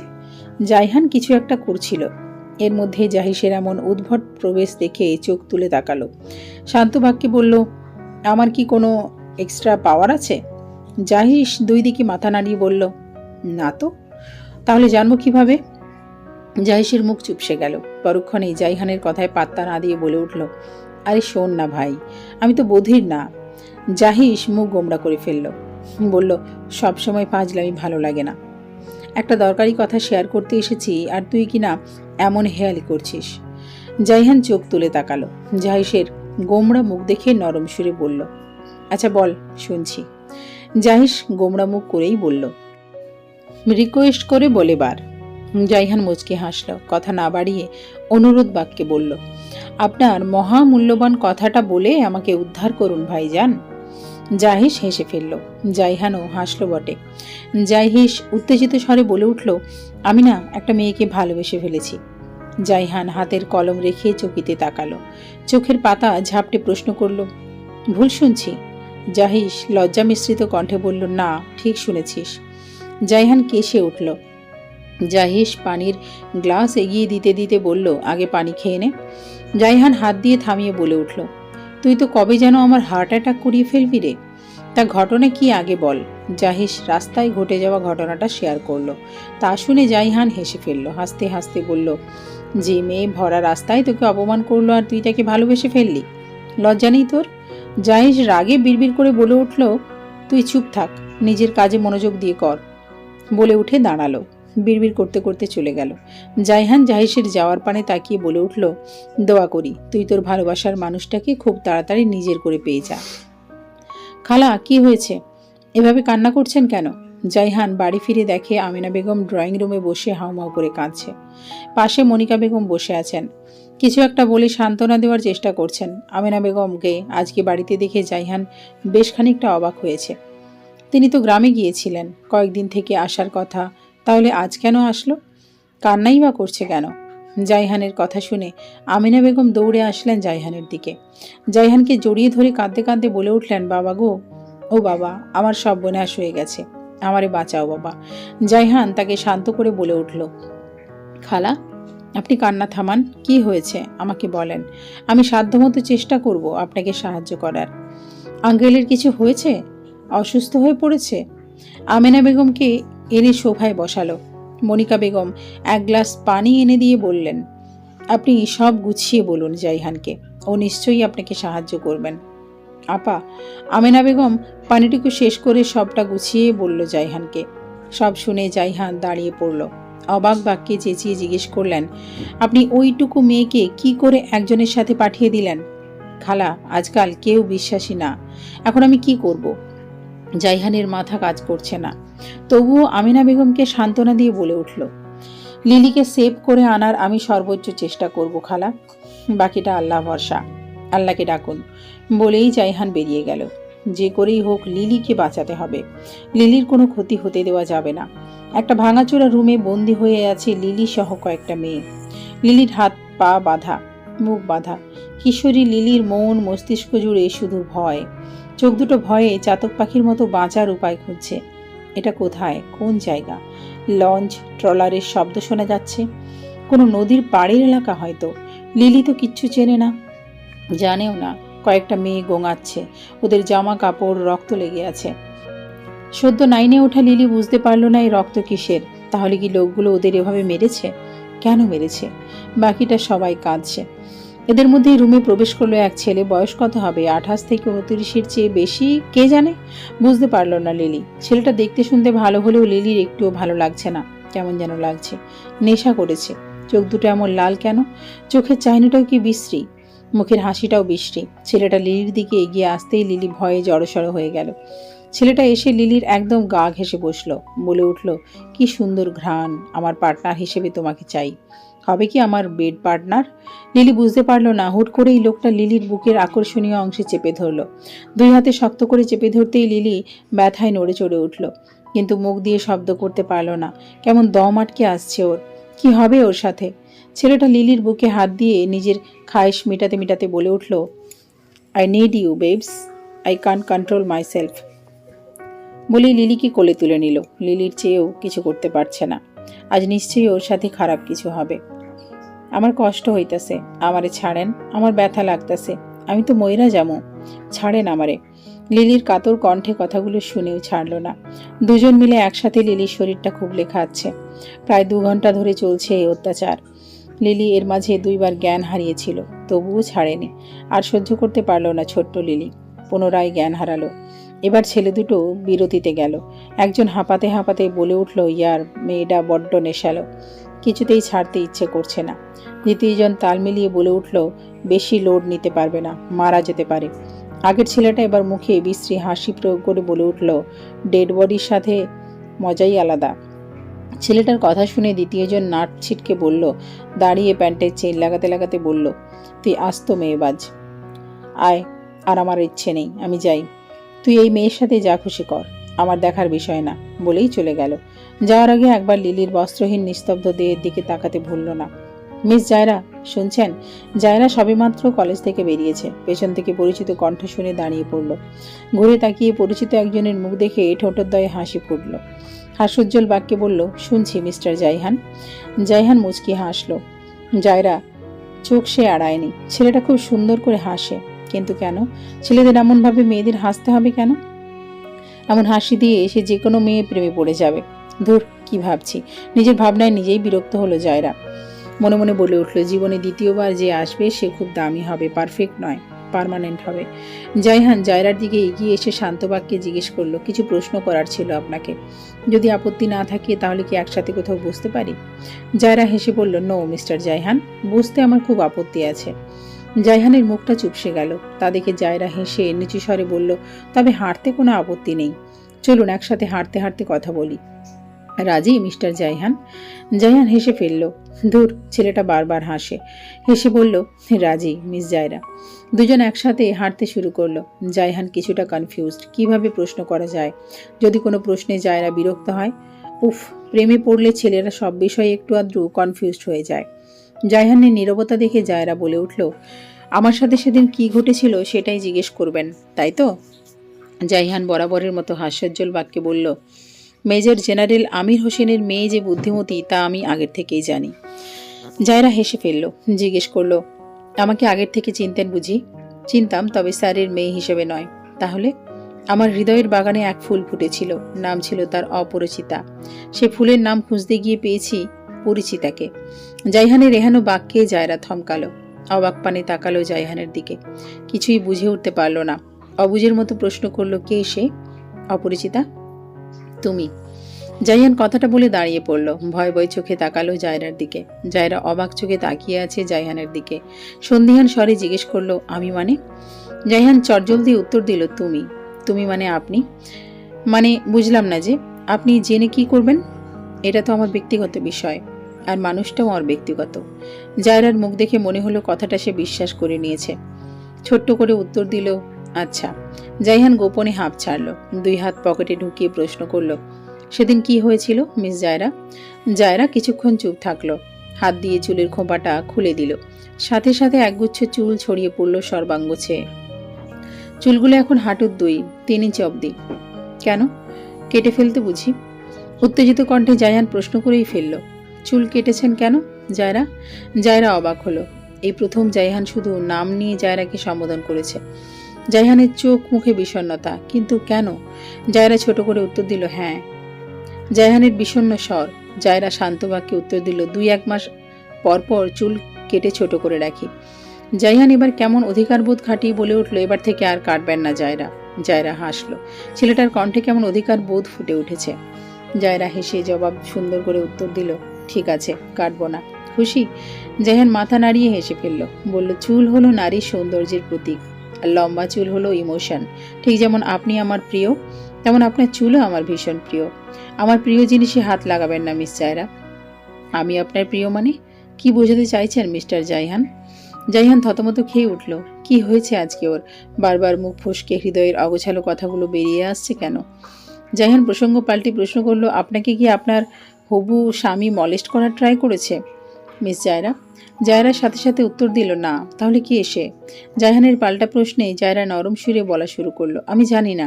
আমাকে সেদিন কলেজ থেকে বাড়ি ফেরার রাস্তায় তুলে নিয়ে যাওয়া হয়েছিল, কিন্তু 1 ঘন্টার আগেই তারা আমাকে ছেড়ে দেয়। কেন ছেড়ে দেয় তা আমি জানি না। কিন্তু ওই 1 ঘন্টা আমার সাথে তারা নোংরামি করেছিল, আমাকে বাজে বাজেভাবে ছোঁয়ার চেষ্টা করেছিল, ছুঁয়েছিল। তাদের বিশ্রী হাতের ছোঁয়া মনে করতে চাই না। আমার শরীর জ্বলে যায়, ভীষণ যন্ত্রণা হয়, গা ভর্তি ঘৃণা জন্মায়। জায়রা কথাগুলো বলতে বলতে কেঁদে ফেলে। হুট করে ফুটপাতের ধারে দেওয়াল ঘেঁষে বসে পড়ে। জাইহান নিস্তব্ধ হয়ে দাঁড়িয়ে রইল। জায়রাকে এভাবে বসে থাকতে দেখে ভয় পেয়ে গেল। কম্পিত সুরে প্রশ্ন করল, আপনি ঠিক আছেন জায়রা? জায়রা ছলছল চোখে তাকালো। জাইহানের চোখে চোখ রেখে কান্নারত বাক্যে বলল, আপনি আমাকে একটা হেল্প করবেন জাইহান? বলুন। আমাকে একটা গাড়ি ডেকে দেবেন, বাড়ি যাব। মাথা যন্ত্রণা করছে। জাইহান উত্তর দিতে পারল না, নীরবে হাত বাড়ালো জায়রার দিকে। জায়রা জাইহানের হাতটা শক্ত করে ধরে উঠে দাঁড়ালো। জাইহান আজ সিভিল ড্রেসে বের হয়েছে, গাড়িও নেই সাথে। একটা সিএনজি ডেকে জায়রাকে তুলে দিল, নিজে উঠে বসলো জায়রার পাশে। তা দেখে জায়রা নিচু স্বরে প্রশ্ন করলো, আপনি কোথায় যাবেন? জাইহান শান্ত বাক্যে বলল, আপনার সাথে। জায়রা প্রশ্নোত্তর চোখে তাকাতেই জাইহান নিচু বাক্যে বলল, আপনি ঠিক নেই মিস জায়রা, এই মুহূর্তে আপনাকে বাড়ি পৌঁছে দেওয়া আমার দায়িত্ব। জায়রা আর প্রশ্ন করলো না। জাইহান ঠিকানা বলতেই সিএনজি চলতে শুরু করলো। জায়রা মাথা ঠেকালো সিটে, কিন্তু ঝাঁকুনিতে মাথায় ব্যথা লাগছে। তবুও সরছে না, কারণ মাথা ভনভন করে ঘুরছে। বসে থাকা সম্ভব না। এখান থেকে ক্যান্টনমেন্ট যেতে কমপক্ষে 2 ঘন্টা লাগবে। জ্যামে আটকালে তো কথাই নেই। জাইহান জায়রার মুখের দিকে তাকিয়ে কিছু বলতে গিয়েও বলে উঠতে পারছে না। হাঁসফাঁস করছে, শান্তি লাগছে না। অশান্ত মন বারবার জায়রাকে বুকে নেওয়ার ইচ্ছে বাঁধছে। জাইহান অনেক ভেবেচিন্তে আমতা আমতা করে বলে উঠল, জায়রা শুনছেন? আমার কাঁধে মাথা রাখবেন? কথাটা বলেই ঢোক গিলল জাইহান। জায়রা কি এখন খারাপ ভাববে? জায়রা চুপ রইল। কিছু সেকেন্ড অপেক্ষা করে জাইহান পুনরায় বলে উঠল, আপনি মাথায় ব্যথা পাচ্ছেন জায়রা, যদি সমস্যা না থাকে তাহলে আমাকে ভরসা করতে পারেন। জায়রা কথা বলল না। জাইহান আশা ছেড়ে দিল, দৃষ্টি দিল বাইরের দিকে। কিছু মুহূর্ত পর অনুভব করলো জায়রা জাইহানের কাঁধে আলগোছে মাথা রাখছে। জাইহানের বুকের ভিতরের হৃদয়ের যন্ত্রণাটা এবার লাফিয়ে উঠল, ধুকপুক শব্দ করছে। মনটা নিমেষেই শান্ত হয়ে গেল। কি শান্তি! আচ্ছা, প্রিয় মানুষ পাশে থাকলে বুঝি এত শান্তি লাগে? কিন্তু জায়রা তো জাইহানের এক দফা প্রিয় মানুষ। জায়রা কি কোনোদিন জাইহানকে ভালোবাসবে? আজ সকালে লিলির মৃতদেহ পাওয়া গেছে যাত্রাবাড়ির এক ময়লা স্তূপের ভেতর। কি জঘন্যভাবে মারা হয়েছে মেয়েটাকে। 2 পা ভেঙে ফেলা হয়েছে, একধারের বুকের নরম অংশ কেটে রাখা হয়েছে। ছি, কি নোংরা বিকৃত মস্তিষ্কের লোক কাজটা করেছে। কোনো মানুষ এমন করতে পারে? জাইহান নিস্তব্ধ হয়ে বসে আছে নিজের কেবিনে। মাথা হ্যাং হয়ে আছে। চোখের সামনে বারবার লিলির অর্ধউলঙ্গ দেহ ভেসে উঠছে। এই ছোট্ট মেয়েটাকে কতটা কষ্ট দিয়ে মারা হয়েছে ভাবতেই জাইহানের গা শিউরে উঠছে। আমেনা বেগমের পাগল প্রায় অবস্থা। ভাবনার মধ্যেই জাইহানের ফোন বেজে উঠল। হাসপাতাল থেকে ফোন করা হয়েছে। জাইহান ফোন রিসিভ করে কানে ধরতেই ওপাশ থেকে জানানো হলো, জাইহান, লিলি নামক মেয়েটির মৃত্যু হয়েছে প্রায় 12 ঘন্টা আগে। তবে একটা প্রচণ্ড খারাপ সংবাদ আছে। জাইহান কাঁপাকাঁপি স্বরে প্রশ্ন করল, কি সেটা? ওপাশ থেকে থমথমে বাক্যে জানানো হলো, লিলির মৃতদেহের সাথে কেউ যৌনকর্মের সম্পর্কে লিপ্ত ছিল। কথাটা জাইহানের কানে যেতেই জাইহানের গা ঘৃণায় শিউরে উঠল। শিরশির করতে থাকলো সর্বাঙ্গ, গা গুলিয়ে আসছে শুনে। আচ্ছা, আজকাল মানুষের কি মস্তিষ্কের বিকৃতি ঘটেছে, নাকি মানুষগুলো পশুতে রূপ নিয়েছে? গল্পের স্বার্থে কিছু শব্দ ব্যবহার করছি, ক্ষমা করবেন। মৃত লাশের সাথে যৌন সম্পর্ক করে নেক্রোফিলিয়া নামক মানসিক ব্যাধির রোগীরা বাধা দেবে না বা প্রত্যাখ্যান করবে না। মূলত এমন যৌনসঙ্গী পাওয়ার বাসনা থেকে মরদেহের সাথে যৌন সংসর্গ করে থাকে নেক্রোফাইলরা। Necrophilia, paedophilia, sexual sadism, kleptomania, এই 7 ধরনের মানসিক রোগীরা হতে পারে ভয়ঙ্কর অপরাধী। মনিকা বেগম কথাগুলো বলেই থামলেন। ছেলেকে এইসব বলতে তার মুখে বাঁধছে, তবু কি আর করার। তিনি যেহেতু একজন ডাক্তার, সেহেতু চক্ষু লজ্জা বাদ দিয়ে হলেও রোগ সম্পর্কে বিশ্লেষণ করা তার দায়িত্ব। জাইহান নিশ্চুপে শুনছিল। মনিকা বেগম পুনরায় বলে উঠলেন, লিলির সাথে যা হয়েছে তা কাল তোমার বোনের সাথে হতে পারে, তাই দ্রুত এই সমস্যার সমাধান করো। জাইহান মাথা নাড়িয়ে সম্মতি জানিয়ে বেরিয়ে গেল। 2 দিন কেটে গেছে মাঝে, এর মধ্যে কোনো ক্লু পাওয়া যায়নি এখন অবধি। লিলির চাচাতো ভাই পরিবার সহ উধাও। জাইহান হন্য হয়ে খুঁজছে, কিন্তু কোনো সূত্র মেলাতে পারছে না। কি আশ্চর্য, এই শহরে এত বড় একটা চক্রান্ত ঘটেছে, অথচ এতদিন কোনো প্রশাসন কিচ্ছু জানেনি, খোঁজ নেয়নি। এতগুলো মেয়ের জীবন এভাবে নষ্ট হয়ে গেছে। মাথায় কাজ করছে না জাইহানের। জাইহান নিজের রুমে এসে বসতেই জাহিস দরজা থেকে ডেকে উঠল, ভাই আসবো? জাইহান ছোট্ট করে উত্তর দিল, হ্যাঁ। জাহিস ভেতরে প্রবেশেই জাইহানের পাশে বসতে বসতে বলল, ভাই, কোনো খবর পেলে? জাইহানের হাঁপ ছাড়ল। শান্তবককে বলে উঠল, না, নিজেকে পাগল পাগল লাগছে। জাহিস এবার চুপ থাকলো। সেকেন্ড কয়েক চুপ থেকে ধীর কণ্ঠে বলে উঠল, এইরকম কেস সলভের দায়িত্ব তো আমাদের না। আমাদের দায়িত্ব দেশ ও দেশের মানুষের সুরক্ষা নিশ্চিত করা, বাইরের শত্রুর হাত থেকে দেশকে রক্ষা করা। এতদিন যাদের উপর দায়িত্ব ছিল তারা কি করেছে? জাইহান কিছু মুহূর্ত চুপ থেকে বলা শুরু করলো, পুলিশ এখনো কাজে ফেরেনি, কবে ফিরবে তাও জানা নেই। তারা ফিরলে তাদের বিরুদ্ধে প্রশ্ন তুলব, জবাব চাইব। দেশের এই অস্থিতিশীল পরিস্থিতি, সরকার পতন, পুলিশের নিষ্ঠুরতা, নির্মমতা, সব থেকে বড় কথা এতগুলো তাজা রক্ত ঝরে না পড়লে হয়তো এই কেসটাও ধামাচাপা পড়ে যেত। এই 15 বছর যেমন বহু অন্যায় অত্যাচার ধামাচাপা পড়েছিল, ঠিক তেমনভাবে এই কেসটাও হয়তো কোনো এক থানায়, ডায়েরিতে, স্টোর রুমে ধুলোর স্তূপে পড়ে থাকতো। আমরা খুব ভাগ্যবান যে এমন একটা কেস হাতে পেয়েছি। সলভ না করা পর্যন্ত দায়িত্ব ছাড়বো না। দরকার পড়লে চাকরি ছেড়ে দেবো, তবুও এই কেসের শেষ অবধি দেখে ছাড়বো। অপরাধীদের ঠিক খুঁজে বের করব। লিলিসাও আমাদের কতগুলো বোনকে নির্মম করে প্রাণ দিতে হয়েছে, এখনো অবধি জানি না, তবে জেনে ছাড়বো। ওদের সাথে অবিচার করতে পারবো না ভাই। যতদিন না অবধি আমার বোনেদের হত্যাকারীদের খুঁজে না পেয়েছি, ততদিন আমার শান্তি নেই, একটুও শান্তি নেই। কথাগুলো একদমে বলে হাঁপ ছাড়ল জাইহান। জাহিস চুপচাপ শুনছিল। জাইহান থামতেই জাহিস জাইহানের কাঁধে হাত রেখে ভরসা দিয়ে বলে উঠল, আমি খুব ভাগ্যবান ভাই যে তোকে ভাই হিসেবে পেয়েছি। দুনিয়ার সবাই যদি তোর বিরুদ্ধে চলে যায়, তবুও তুই আমাকে পাশে পাবি। যেখানে যাবি শুধু আমাকে দেখবি। জাইহান হাসল। জাহিস পুনরায় বলে উঠল, ভাই, লিলির ভাই সলমানের কোনো খোঁজ পেলি? জাইহান শান্ত বাক্যে বলল, না, পালিয়েছে। তবে পালিয়ে যাবে কোথায়? ও যদি মাটির নিচেও থাকে তাও আমি খুঁড়ে বের করব। জাহিস প্রসঙ্গ পাল্টানোর জন্য বলে উঠল, তুমি হাত ধরবো, আমি পা। শালা টেনে গর্তে থেকে উঠিয়ে আগে পাছায় কটা লাঠি ভাঙবো, ওকে?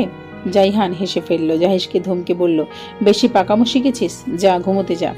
জাহিসও হেসে চলে গেল, কিন্তু যাওয়ার আগে বলতে ভুলল না, ভাই, আগামী 24 ঘন্টার মধ্যে সালমানকে খুঁজে এনে তোর সামনে দাঁড় করাবো, প্রমিস। জাহিস চলে যেতেই জাইহান দরজা আটকে বিছানায় শুয়ে পড়ল। মাথাটা বড্ড ব্যথা করছে, কি এক যন্ত্রণা। মন ভর্তি ভালোবাসার ব্যথা তো মস্তিষ্ক ভর্তি নির্মমতার ব্যথা। কি অদ্ভুত মিল, দারুণ না? শুয়োরের বাচ্চা, তোরে কি বলছিলাম লিলিকে মেরে ফেলতে? রিজভানের হুঙ্কারে সামনে থাকা আলিফের মধ্যে কোনো হেলদোল দেখা গেল না, বরং আলিফ নিজের মতো ড্রিঙ্কস করতে ব্যস্ত। রিজভান মাথায় হাত দিয়ে বসে আছে। তা দেখে আলিফ ভাবলে হীনভাবে বলে উঠল, এত প্যারা নিচ্ছিস কেন মামা? আমার বাবা পুলিশের এএসআই, কোনো কিচ্ছু হবে না, সব সামলে নেবে। ফাঁসবো না আমরা, চিল ব্রো। রিজভান পুনরায় দাঁতে দাঁত চেপে বিশ্রী গালি প্রয়োগ করে বলল, তোর বাবা আমার বাল।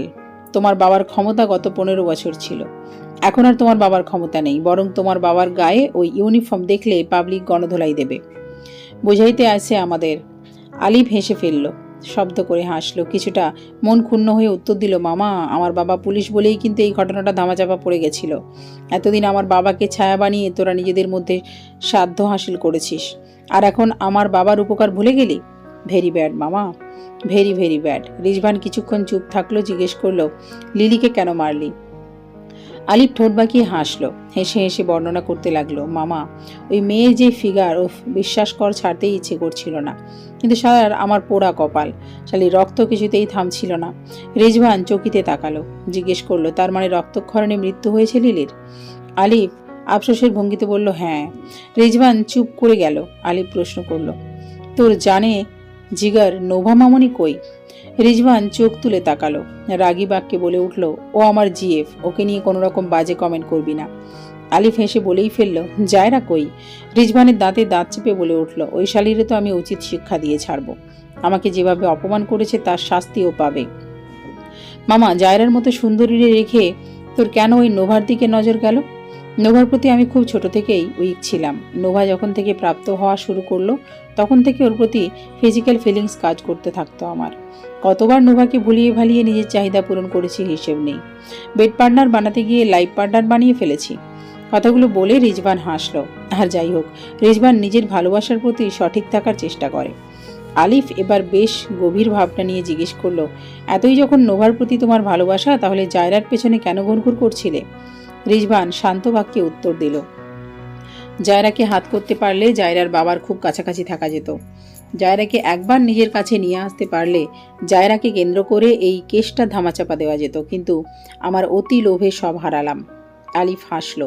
বোতলে থাকা ড্রিঙ্কসটুকু শেষ করে বলে উঠল, জায়রা তোকে সত্যি ভালোবাসতো মামা। ভুলে যাস না, যে ঠকায় সেও ঠকে। আফসোস যেন করতে না হয় কোনোদিন। তারপর দেখবি আমার মতো ভবঘুরে প্রেমিক হয়ে গেছিস। বলে হাসতে হাসতে উঠে গেল। ডান্স করতে থাকা মেয়েটার সাথে গিয়ে ডান্সে মগ্ন হলো। মায়েরা, আজ থেকে বাইরে বের হওয়া বন্ধ। জাইহানের কড়া বাক্যে কথাটা শুনে মায়েরা অসহায় চোখে মনিকা বেগমের দিকে তাকালো। তা দেখে মনিকা বেগমও জাইহানের সাথে তাল মিলিয়ে বলে উঠলেন, হ্যাঁ, এখন থেকে তুমি একা কোথাও যাবে না। যখনই বাইরে বের হবে আমাদের কাউকে সঙ্গে নিয়ে বের হবে। মায়েরা কিছু বলল না, মন খারাপ হলেও পাত্তা দিল না। তার ভাই মা নিশ্চয়ই ভালোর জন্যই বলছে। দেশের এই পরিস্থিতিতে জনজীবনে দুর্ভোগ নেমেছে, তার মধ্যে অসহায় মেয়েগুলোর উপর এভাবে নির্যাতন চলছে। আল্লাহ জানেন কার ভাগ্যে কি আছে। যদি মায়েরার সাথে এমন হয় ভেবেই মায়েরা কেঁপে উঠল। মা আর ভাইয়ের সিদ্ধান্ত মেনে নিল। এর মধ্যেই জাইহানের ফোনটা বেজে উঠল। জাহিস ফোন করেছে। জাইহান ফোন রিসিভ করতেই জাহিস বিস্ফোরিত বাক্যে বলে উঠল, ভাই। জাহিস হাঁপাচ্ছে। জাইহান এপাশ থেকে চিন্তিত বাক্যে জিজ্ঞেস করলো, কি হয়েছে ভাই? জাহিস ওপাশ থেকে বলে উঠল, সালমানের খণ্ডিত দেহ পাওয়া গেছে। জাইহান নিস্তব্ধ হয়ে পড়ে রইল। নিজেকে অসহায়ের থেকেও বড় অসহায় লাগছে। সব প্রমাণ এভাবে লোপাট করে দেওয়া হচ্ছে। আচ্ছা, প্রমাণ লোপাট করে দেওয়ার উপায় কি এত জঘন্য? প্রতিদিন শহরের আনাচে কানাচ থেকে মেয়েরা উধাও হয়ে যাচ্ছে। তাদের বিশ্রীভাবে হত্যা করা হচ্ছে। আজ অন্যের বোন তো কাল আমার বোন, আজ অন্যের মেয়ে তো কাল আপনার মেয়ে। এভাবে আর কতদিন চলবে? আর কতদিন আপনি মুখে তালা লাগিয়ে বসে থাকবেন স্যার? আপনি তো সব জানেন। তাকে কেন অ্যারেস্ট করছেন না স্যার? তাকে কেন সবার সামনে নিয়ে আসছেন না? তার মানে কি এসবের পেছনে আপনার কোনো হাত আছে? কিসের ভয়ে আপনি চুপ আছেন? আজ আপনাকে সব প্রশ্নের উত্তর দিতে হবে। জাইহান উচ্চ বাক্যে কথাগুলো বলে উঠল। আমির সাহেব কথাগুলো শুনেও উত্তেজিত হয়ে কিছু বললেন না। শান্ত বাক্যে বললেন, জাইহান শান্ত হও, আমার কথা শোনো। কিছু সময় উত্তেজিত হয়ে সব সমস্যার সমাধান করা যায়। দাবা খেলতে জানো নিশ্চয়ই। দাবা খেলাটা যেমন বুদ্ধির খেলা, তেমনি অপরাধী শনাক্ত করাও বুদ্ধিও কাজ। আমি চুপ করে আছি তার কারণ পুলিশের এসআই এই অপরাধের সাথে যুক্ত। তাকে যদি সবার সামনে নিয়ে আসি তাহলে যে প্রধান অপরাধী সে সাবধান হয়ে যাবে। আমাদের কাজের ফলাফল আমার মেয়ে বা তোমার বোন পেতে পারে। তখন কি ঠিক হবে? জাইহানের বুকটা ধক করে উঠল। এভাবে তো ভাবেনি, তাহলে করবেটা কি? এভাবে তো চুপ থাকাও যায় না। জাইহান ভাবুক স্বরে প্রশ্ন করলো, কিন্তু স্যার এভাবে চুপ করে থাকলে আরো কত মেয়ের জীবন শেষ হবে ভাবতে পারছেন? আমির হোসেন কিছুটা সেকেন্ড ভেবে উত্তর দিলেন, তোমাকে একটা অনুরোধ করব। জাইহান নির্দ্বিধায় বলল, আদেশ করুন। আমির হোসেন বললেন, আমার মেয়েকে তোমাদের বাসায় কিছুদিন আশ্রয় দেবে? জাইহান চকিতে তাকালো। চাঁদ হাতে পাওয়ার খুশিতে লাফিয়ে উঠল। মন চাইল পরক্ষণেই মনের খুশি মনেই চেপে রাখলো। চাঁদ তো এখনো ওর নয়, তার মানে সেই চাঁদের উপর ওর কোনো অধিকার নেই। জাইহান শান্ত বাক্যে জিজ্ঞেস করলো, কিন্তু কেন স্যার? আমির সাহেব চিন্তিত ভঙ্গিতে জবাব দিল, আমার বাড়ি আর আমার মেয়ে দুজনের উপরেই শত্রুপক্ষের নজর পড়েছে। আমি সারাদিন বাড়ির বাইরে থাকি। জায়রার মা ভীতু মানুষ। মেয়েটাকে নিয়ে আমি এক সেকেন্ড চিন্তামুক্ত থাকতে পারি না। জাইহান আচমকা প্রশ্ন করলো, স্যার, যারা আপনার শত্রু তারা তো আমারও শত্রু। তাহলে আপনি বিশ্বাস রাখছেন কিভাবে যে আপনার মেয়ে আমার কাছে নিরাপদে থাকবে? আমির সাহেবের মুখ হাসি ফুটল। বিশ্বাসী স্বরে বললেন, আমি নিজের পর তোমাকে বেশি বিশ্বাস করি। তোমার ব্যক্তিত্ব আমার থেকেও স্ট্রং। তুমি অদম্য সাহসী সৈনিক। নিজের ও নিজের পরিবারের সুরক্ষা অবশ্যই নিশ্চিত করবে। জাইহান হাসল, বলল, আমি জানি না কতটুকু পারবো, তবে চেষ্টা করব। আপনি পাঠিয়ে দেবেন। আমির হোসেন সাহেব বেশ শান্ত গলায় বললেন, বেশ কয়েকদিন রাখো। জায়রার ভিসা হয়ে গেল, কানাডা পাঠিয়ে দেব ওকে। কথাটা শুনেই জাইহানের মুখের হাসিটা মিলিয়ে গেল। জায়রা চলে যাবে? মুখের ভেতরটা চিনচিন ব্যথায় শিউরে উঠল, তবুও আলতো হেসে বলে উঠল, ঠিক আছে।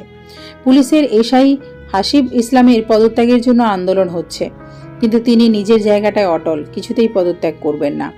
আলিফ মুখে মাস্ক দিয়ে পুলিশ স্টেশনে ঢুকে সোজা হাসিব সাহেবের কেবিনে ঢুকলো। রুমে অপরিচিত কাউকে দেখে হাসিব সাহেব চেয়ার ছেড়ে উঠলেন। ছেলের সামনে এসে হুঙ্কার দিয়ে বলতে লাগলেন, তোর জন্য আজ আমার এই অবস্থা। তোর মতো ছেলেকে জন্ম দেওয়াই আমার ভুল। আলিফ কথাগুলো গায়ে মাখল না। মুখের মাস্কটা খুলে শান্ত বাক্যে বলল, ও বাবা, শান্ত হও। এই বয়সে এত উত্তেজিত হয়ে পড়লে হার্ট অ্যাটাক হয়ে যেতে পারে। এই মুহূর্তে ছেলের মুখের থেকে এমন কথা আশা করেননি তিনি। রাগে গা শিরশির করছে। আলিফ জানালা দিয়ে একবার বাইরে তাকিয়ে লোকজনের সমাগম দেখে ভাবুক স্বরে বলে উঠল, তোমাকে এখান থেকে বের করে নিয়ে যাওয়া অসম্ভব বাবা। এখান থেকে বাইরে বের হলে গণপিটুনিতেই তোমার জীবন দেওয়া লাগবে। হাসিব সাহেব ভয়ে ডোক গিলল। কাঁপাকাঁপি হাতে ফোন করলো কাউকে। কয়েকবার রিং হতেই ওপাশ থেকে কল রিসিভ হতেই হাসিব সাহেব কম্পিত বাক্যে বলে উঠলেন, স্যার আমাকে বাঁচান, আমার সব হারাতে বসেছি আমি। ওপাশ থেকে লোকটা বেশ শান্ত স্বরে বলল, হাসিব তোমাকে বাঁচাতে পারবো, কিন্তু তোমার গদি বাঁচানো আমার পক্ষে সম্ভব না। দেশ এখন উত্তাল, ছাত্র সমাজ পুলিশের উপর ভয়ঙ্কর রূপে ক্ষেপে আছে। নিজেকে বাঁচাতে চাইলে পদত্যাগ করে সরে যাও, বাকিটা সামলে নেব। বলেই তিনি ফোন রেখে দিলেন। হাসিব সাহেব উপায়ন্তর না পেয়ে পদত্যাগ করার সিদ্ধান্ত নিলেন। পদত্যাগপত্র জমা দিয়ে এক প্রকার পালিয়ে গেলেন। জাহিস দৌড়ে জাইহানের কেবিনে ঢুকলো। জাইহান সব কাজ গুছিয়ে বের হওয়ার জন্য তৈরি হচ্ছিল। জাহিসকে এমন হন্তদন্ত হয়ে ভেতরে ঢুকতে দেখে জাইহান ভড়কে গেল। অবাক পানে জিজ্ঞেস করলো, কি হয়েছে ভাই? জাহিস হাঁপাতে শুরু করলো। কাঁপাকাঁপি স্বরে বলে উঠল, ভাই মায়রা। জাইহানের আত্মা কেঁপে উঠল। জাহিসের সামনে এগিয়ে গেল, দুই বাহু চেপে জিজ্ঞেস করলো, মায়রা কি হয়েছে? মায়রার ঠিক আছে ও? কথা বল ভাই। জাহিস কেঁপে উঠল, ফুপিয়ে কান্না করে দিল বাচ্চাদের মতো। জাইহানের কণ্ঠস্বর দিয়ে শব্দ বের হচ্ছে না, তবুও কোনো রকমে থেমে থেমে জিজ্ঞেস করলো, ভাই মায়রা কোথায়? জাহিস এবার কান্নারত বাক্যেই বলে উঠল, মায়রাকে খুঁজে পাওয়া যাচ্ছে না ভাই। জাইহান থেমে গেল, এক পা পিছিয়ে গেল। মাথার উপর যেন আকাশটা ভেঙে পড়ল। দুই ভাইয়ের নয়নের মণি মায়রা। মায়রার কিছু হয়ে গেলে ওরা বাঁচবে কিভাবে? জাইহানের বুকটা কাঁপছে, শরীর কাঁপছে। শক্তপোক্ত মানুষটার দেহ নুয়ে পড়ছে, কথা বলার শক্তি নেই। মায়েরাকে কি লিলির মতো জীবন দিতে হবে? না, ভাবতে পারছে না জাইহান। মাথাটা ঘুরতে শুরু করলো। চারিদিক নিস্তব্ধ। মায়েরার হাত পা চোখ মুখ শক্ত করে বাঁধা, দম আটকে আসছে, শ্বাস নেওয়ার জন্য ছটফট করছে। কি হবে কি হবে ভয়ে বুকের ভেতরটা ধড়পড় করছে। হঠাৎ করে একজন পুরুষের শক্ত বাক্যে কানে আসে, মেয়েটা কোথায়? মায়রার কেন যেন এই স্বর বড্ড চেনা লাগছে। কোথায় যেন শুনেছে, খুব পরিচিত। কিন্তু কে এই ব্যক্তি? আর পরিচিত কেউ এখানে আসবে কিভাবে? লোকটা প্রশ্নের উত্তরে অ্যাঞ্জন বলল, স্যার মেয়েটা রমিজউদ্দিন কলেজের ছাত্রী। লোকটা কিচ্ছু বলল না। ভেতরে ঢুকে বিধ্বস্ত মেয়েটাকে দেখে বুক কেঁপে উঠল। জোরে শব্দ করতে গিয়েও থেমে গেল। কয়েক পা পিছিয়ে দৌড়ে বেরিয়ে এলো রুম থেকে। ছেলে দুটো হঠাৎ এমন কাণ্ড দেখে ভয় পেল। কি হলো? রহস্য উদ্ঘাটন করার জন্য লোকটার পিছু পিছু বাইরে বেরিয়ে আসলো। ছেলে দুটো আসতেই লোকটা দুই হাতে ওদের দুজনের কলার চেপে ধরলো। হুঙ্কার ছেড়ে বলল, আমার মেয়েকে তুলে আনার সাহস তোদের কে দিয়েছে? ও আমার মেয়ে মায়রা, মুয়াজ চৌধুরীর একমাত্র কলিজার টুকরা, আর তোরা ওর গায়ে হাত দিয়েছিস? তোদের হাত কেটে আমি কুকুর দিয়ে খাওয়াবো। ছেলে দুটো অবাকের শেষ সীমানায়। যে মানুষটা এতগুলো মেয়ের জীবন নষ্টের পেছনে দায়ী, সেই মানুষটার মেয়ের গায়ে হাত দেওয়ার এতটা ভয়ঙ্কর হতে পারে কিভাবে? লজ্জা করছে না? তার ছেলে দুজন দেশের বন্ধু, তিনি দেশের শত্রু। জাইহান যেদিন জানতে পারবে এসব কিছুর পেছনে ওর বাবা দায়ী, তাহলে কি করবে? কিভাবে সব সহ্য করবে? আপন মানুষের এত ভয়ঙ্কর রূপ কিভাবে, কোথায় নিয়ে দাঁড় করাবে জীবন? মানুষ দুমুখো সাপের থেকেও বিশ্রী।